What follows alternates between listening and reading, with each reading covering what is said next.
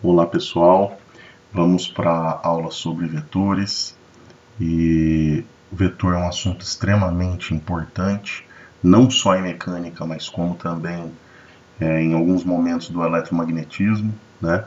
Então, se você dominar vetor, eu tenho certeza que você vai estar na frente de todo mundo aí, tá certo? Então vamos lá, vamos com calma.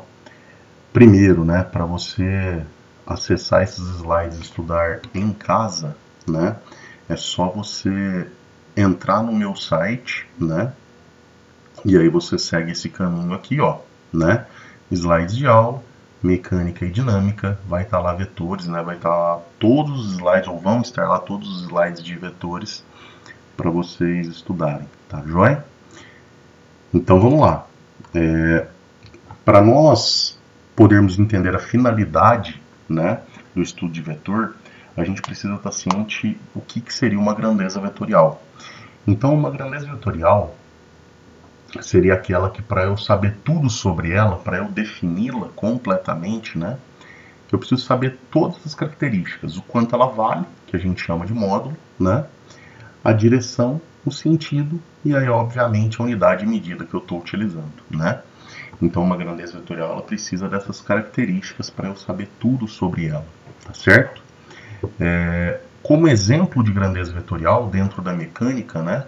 Algumas principais aí nós temos deslocamento, velocidade, aceleração, força, quantidade de movimento, impulso. E aí já no eletromagnetismo, né? Campo elétrico e campo magnético, tá joia? Então vamos lá, vamos ver o que seria um vetor, né? O vetor, gente, é uma representação gráfica, geométrica de uma grandeza vetorial, né? Para nós, o vetor vai ser uma seta, porque através dessa seta eu vou conseguir representar todas aquelas características que a gente listou no slide anterior, tá certo? Então, muito cuidado. Aqui está uma representação do vetor, né? Um vetor velocidade, né? E aí vale ressaltar, gente, que nós temos dois pontos dos vetores, né, ou duas regiões dos vetores relevantes, porque aí a gente já sabendo essa nomenclatura vai ficar mais fácil o entendimento de conteúdos mais adiante, né? A origem do vetor seria o ponto onde ele começa, né? E aqui, onde ele termina, né, seria a extremidade do vetor, tá joia? Então vamos lá. Eu costumo chamar isso aqui de bundinha do vetor, isso aqui é a pontinha do vetor, né? Mas aí a gente segue com essa nomenclatura, origem e extremidade do vetor, certo? Todo vetor, então, tem que representar, tem que deixar claro para mim o valor da grandeza vetorial, né, o módulo da grandeza vetorial, e como que esse módulo vai estar relacionado com a seta?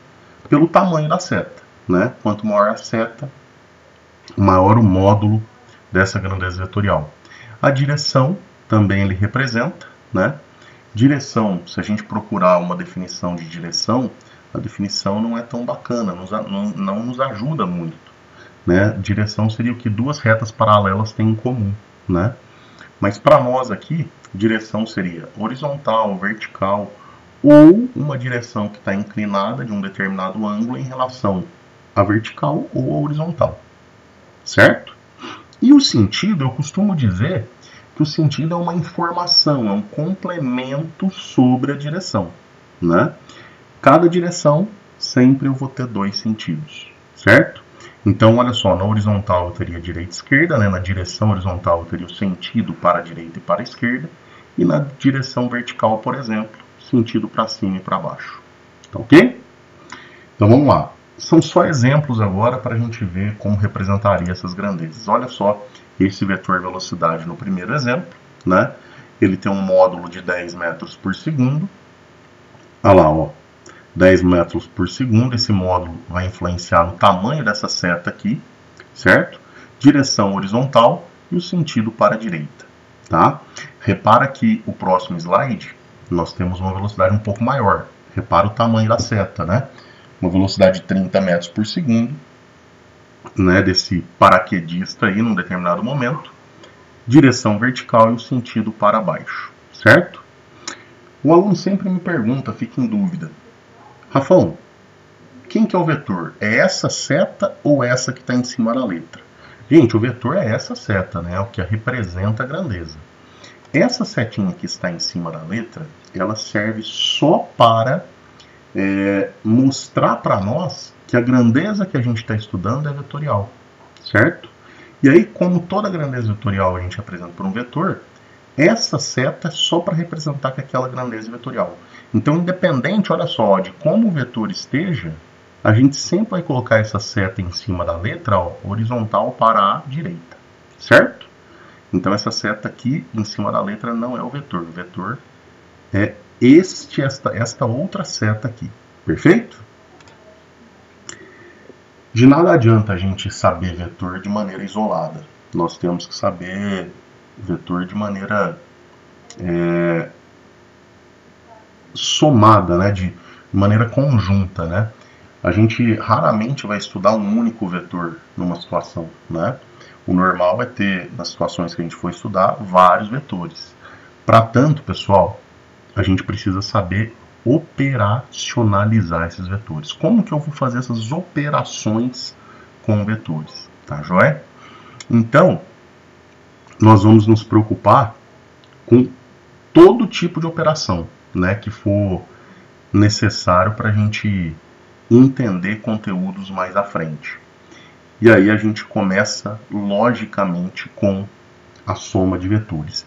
Mas antes eu quero salientar com vocês, olha só que bacana, que a operação que a gente for fazer com os vetores, ou as operações que nós formos fazer com vetores, elas têm regras extremamente específicas, que quase nunca mesmo, né, é igual à operação que a gente faz com o número, tá joia? Então, vamos ter isso na cabeça, né? O aluno se enrola um pouco com isso, né? Porque até hoje, né, na sua vida, você sabe que 2 mais 2 é 4, né?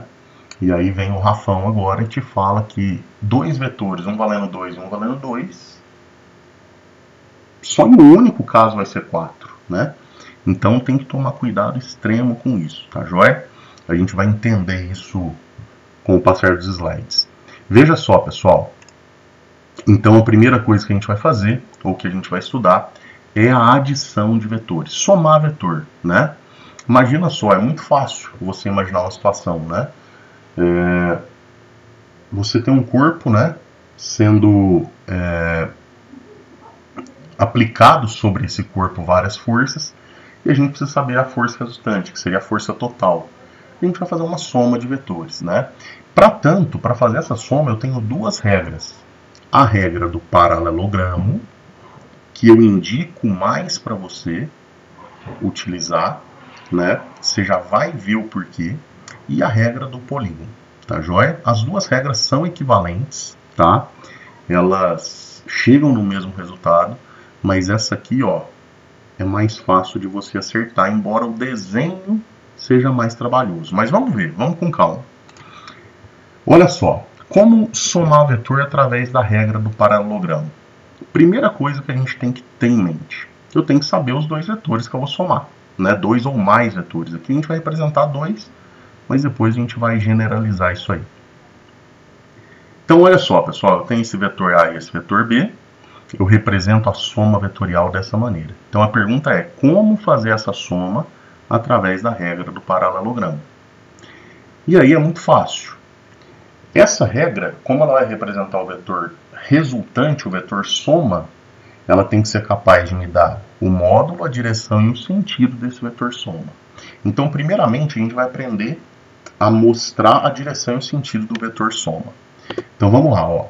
O primeiro passo que a regra do paralelogramo nos diz para mostrar a direção e sentido é colocar as duas origens dos vetores, ó, que eu estou somando, no mesmo ponto. Então, olha lá, ó, a bundinha do vetor A com a bundinha do vetor B. Correto? O próximo passo significa o quê? Eu vou traçar pela ponta do vetor A, ó, uma reta paralela ao vetor B. E pela ponta do vetor B, uma reta paralela ao vetor A. Então, assim, pela ponta do A, uma reta paralela ao B. Pela ponta do B, uma reta paralela ao A. E aí, o que acontece? Neste ponto onde essas retas que você traçou se interceptarem, se cruzarem, é ali que vai estar a ponta do meu vetor resultante, tá? A extremidade do meu vetor resultante. E a origem do vetor resultante está lá na origem dos vetores que eu estou somando, A e B. Então eu vou ligar esse ponto, que é a origem dos vetores que eu estou somando, até o ponto onde essas retas que eu tracei se interceptam, tá? Dessa forma eu tenho o meu vetor resultante.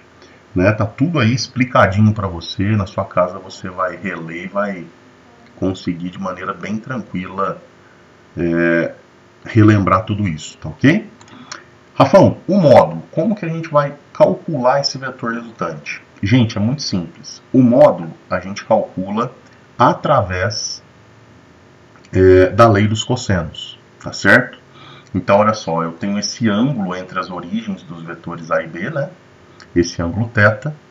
Então, para calcular o módulo desse R, ó, eu faço R ao quadrado, que é igual a A quadrado mais B quadrado mais 2 vezes A vezes B vezes cosseno de θ, onde θ, mais uma vez, eu repito, é o ângulo entre as origens dos vetores A e B, certo? Aí, tá tudo explicado para você. R é o módulo do vetor soma ou resultante, A e B são os vetores que eu estou somando. E θ, ó, ângulo entre as origens dos vetores que estão sendo somados. Tá certo? Vamos embora. É importante salientar que o vetor resultante vai estar sempre na mesma unidade dos vetores que eu estou somando, né? Eu vou estar somando uma grandeza vetorial, por exemplo, estou somando duas forças, né? Então o vetor resultante também vai estar na mesma unidade dessas duas forças, que no sistema internacional seria Newton. Já a regra do polígono, que seria a segunda regra que nós vamos utilizar para o cálculo da adição, da soma de vetores, ela também é equivalente à regra do paralelogramo. Mas ela apresenta um problema que pode te causar alguma dificuldade, né? Então é por isso que eu te aconselho a usar outra regra, tá? Mas nós vamos ver o que tem de problema nessa aí. É a mesma coisa. Primeiramente, eu tenho esses dois vetores, A e B, que eu desejo somar, né? Então, eu represento a soma vetorial dessa forma. Repare que sempre que eu vou representar uma soma vetorial, eu tenho que colocar setinhas, né? Só depois de já ter, na hora que eu for calcular o módulo, repara no slide anterior, ó, o módulo eu não preciso colocar setas, ó, indicando que as grandezas são vetoriais. Mas para representar que eu vou fazer uma soma vetorial, eu tenho que colocar essas setas aqui, tá certo? Então vamos lá, ó. A regra do polígono, ela me fala o seguinte. Primeira coisa, eu vou colocar a origem de um dos vetores exatamente no ponto onde está a extremidade do outro vetor. Eu costumo falar que é a famosa regra da pontinha na bundinha, né? Ó, você tem a pontinha do B na bundinha do A, certo? Então, olha lá, ó, a extremidade do B na origem do A. E aí o desenho, olha como é mais simples. Aí eu só vou ligar, só vou conectar esses dois pontos, ó. A origem do primeiro vetor com a extremidade do último, né? Então, olha só. Olha lá. Eu tenho o desenho do meu vetor resultante da mesma maneira que eu tenho, né? Você pode perceber que tem o mesmo tamanho, mesma direção e sentido que a gente fez na regra do paralelogramo, tá certo? Então é bem tranquilo isso aí, é só ligar a origem do primeiro vetor com a extremidade do último vetor, certo? Para calcular o módulo, nós temos também a lei dos cossenos, tá? Mas o que eu quero te mostrar antes de calcular o módulo é justamente isso. Você pode ficar em dúvida, né? Rafão, aqui você fez a extremidade do A, perdão, a extremidade do B na origem do A. E se eu tivesse invertido, ia dar a mesma coisa? Vai dar a mesma coisa, gente. Olha só, ó. É importante a gente salientar isso aí mesmo, tá? Não importa a ordem que você coloque, né, a extremidade de um na origem do outro, o resultado é o mesmo. Repara, olha só, ó. Olha como o vetor resultante é o mesmo. Aqui eu pus a extremidade do B na origem do A. E aqui, ó, a extremidade do A na origem do B. Repara que o vetor resultante é o mesmo, tá? Então não faz diferença a ordem que eu sigo. Mas olha o módulo. O módulo, gente, nós vamos utilizar a lei dos cossenos mais uma vez. É igualzinho que a gente viu na regra do paralelogramo, tá? O que muda é o ângulo. Esse ângulo θ, ó, que é o que a gente vai usar, ele tá aqui, ó, na direção entre as origens dos vetores, ó. Tá, é o ângulo formado entre as direções das origens dos vetores, tá? O que acontece é que, às vezes, o exercício pode te dar esse ângulo. E aí é muito fácil. Se ele te der o ângulo aqui, esse ângulo alfa, ó, o que que você faz? É só você perceber que o θ ele é suplementar a alfa. Então, por exemplo, se alfa for 120, o θ vai ser 60, tá? Então você vai utilizar dessa maneira. Ah, Rafão, eu quero usar o alfa. Tudo bem, você pode usar o alfa aqui. Só que aí, esse sinal teria que ser negativo, tá? Então, para você não ficar guardando essas propriedades muito específicas, pensa nisso, né? Eu sempre vou pegar o ângulo entre as origens dos vetores, tá? E aí fica mais fácil. Aqui o alfa seria um ângulo entre a extremidade de um e a origem do outro, né? Então, se ele te der esse ângulo, é só você pegar o suplementar aí, tá certo? Joia! Gente, a adição de vetores, então, ela é mais indicada, né, para a adição de vetores, perdão, pela regra do polígono. Eu costumo falar para o aluno o seguinte, que a regra do polígono ela é mais indicada para a situação que eu tenho um exercício, entre aspas, teórico. Rafão, como assim um exercício teórico? Um exercício que eu só tenho que mostrar a direção e sentido do vetor resultante, né? Porque o desenho é mais simples. Agora, se eu tiver que calcular o vetor resultante, por essa questão do ângulo, né? Ó, repara que tem essa pegadinha do ângulo aí, ó. Eu posso me atrapalhar. Então, eu prefiro usar a regra do polígono, tá certo? Então, eu falo sempre para o aluno tomar esse cuidado, tá? Usar a regra do polígono para exercícios que eu tiver que apenas representar a direção e sentido do vetor resultante, né? E principalmente quando eu tiver mais de dois vetores, né? Olha só como fica mais fácil, ó. Se eu tivesse que somar esses três vetores, A, B e C, né? Como que eu faria essa soma? Pela regra do polígono, né?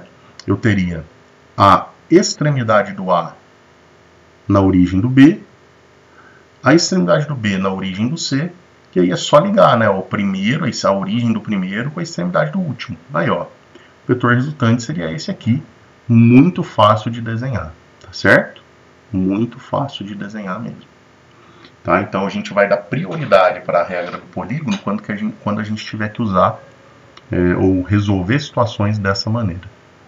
De restante, sempre regra do paralelogramo. Isso é só uma dica, tá joia? Aqui é só para você ver realmente que as duas regras são equivalentes. Você imagina, pessoal, ó, eu poderia pegar esse vetor A, ó, e deslocar ele para cá, né, ó. Ou pegar o vetor B aqui, ó, e deslocar ele aqui. Eu teria esse desenho que eu tenho na regra do polígono, né? Então as duas regras são realmente equivalentes, você pode ficar tranquilo. Você percebeu que tanto na regra do paralelogramo quanto na do polígono, a lei dos cossenos ela só serve para dois vetores. Rafão, e se eu tiver mais de dois? A ideia é você sempre pegar os pares. Se você tiver três vetores, você soma dois vetores, utiliza a regra do polígono, do paralelogramo ou do polígono e faz a lei dos cossenos.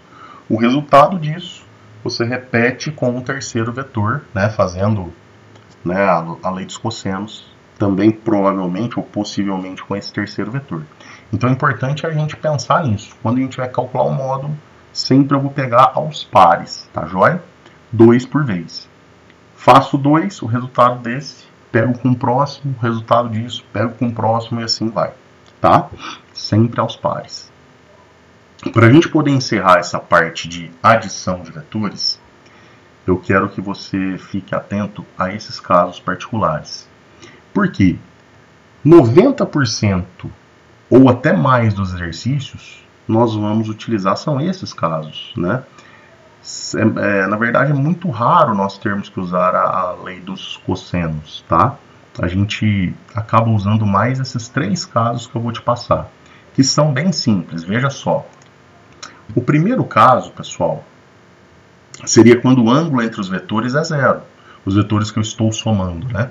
Então eles são paralelos entre si e têm o mesmo sentido, né? Então eles têm a mesma direção e sentido. Olha o vetor A e olha o vetor B.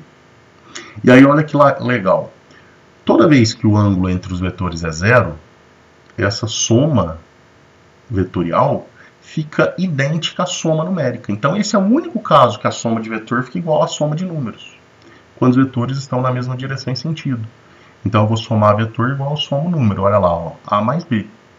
Nesse exemplo que eu estou te mostrando, olha só, cada quadrado aqui é uma unidade, então o A tem 3 unidades, olha o B, 4 unidades.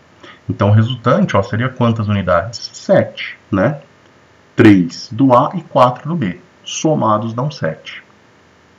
Outra coisa relevante pra caramba, né? O vetor resultante vai ter sempre a mesma direção e sentido dos vetores que eu estou somando, né? Nesse caso do ângulo valendo zero entre os vetores A e B.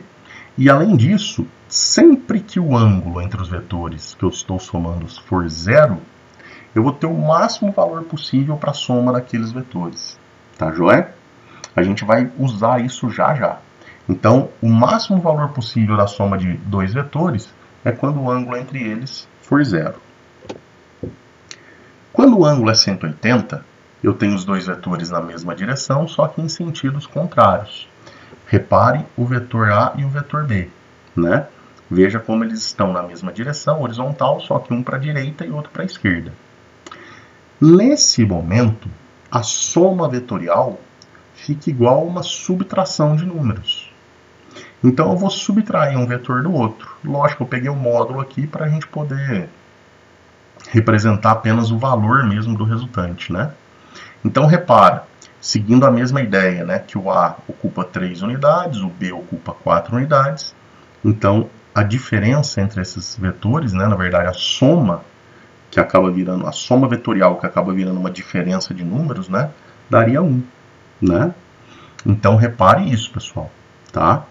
É bacana a gente perceber que o vetor resultante nesse caso, quando o ângulo é 180, ele sempre vai estar na mesma direção e sentido do maior vetor, né, que eu estiver somando, tá?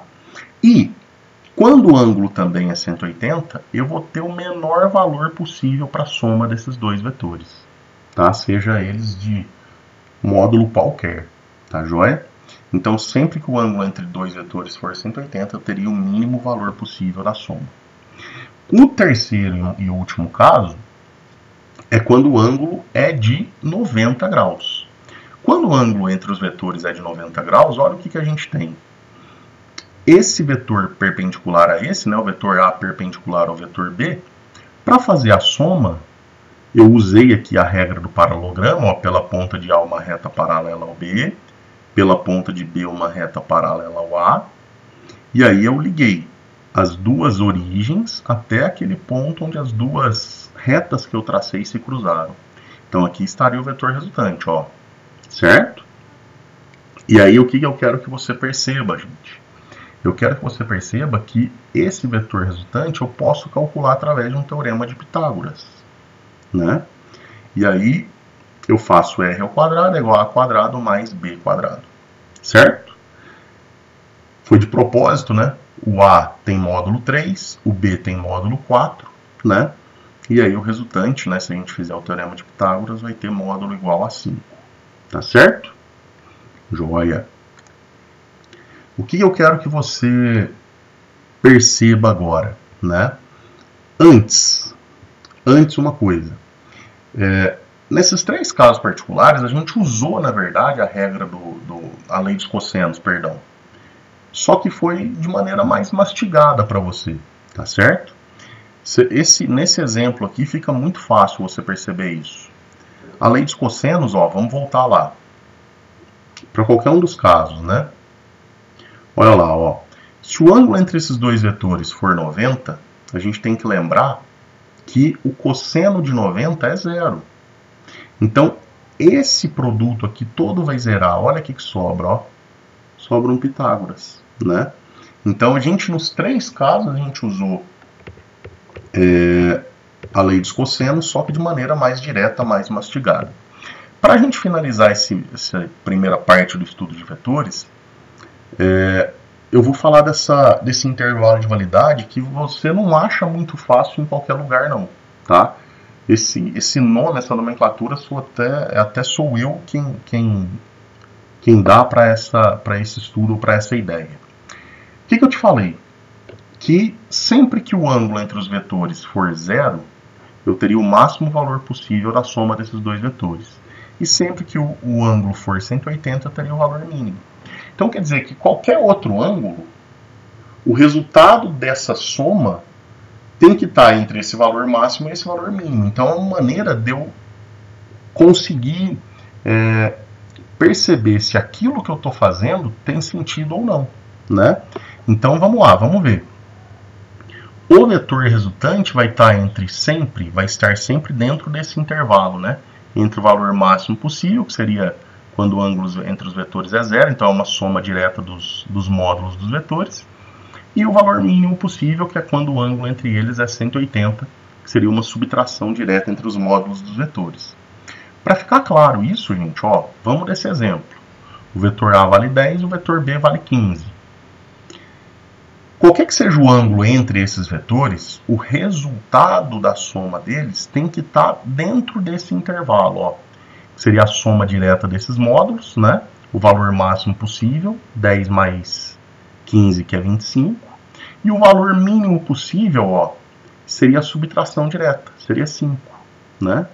Então, qualquer ângulo, por exemplo, ó, Rafão, o ângulo é 30 graus.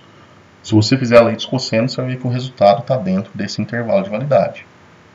Rafão, o ângulo é de 60 graus. Se você fizer a lei dos cossenos, você vai ver que o resultado também vai estar dentro desse intervalo de validade. Então, essa é uma maneira de você conferir se aquilo que você está fazendo tem sentido e está correto. Tá certo? Essa foi a primeira parte do estudo de vetores, né? No próximo vídeo, a gente já vai retornar com o restante. Um abraço.